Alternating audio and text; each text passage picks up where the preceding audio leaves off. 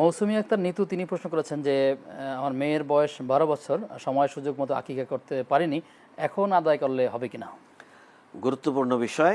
আকিকা সন্তানের হক, অধিকার। এটা আল্লাহ রাব্বুল আলামিনের জন্য সন্তানের বিনিময়ে আল্লাহর কাছে এই আকিকা করতে হয়।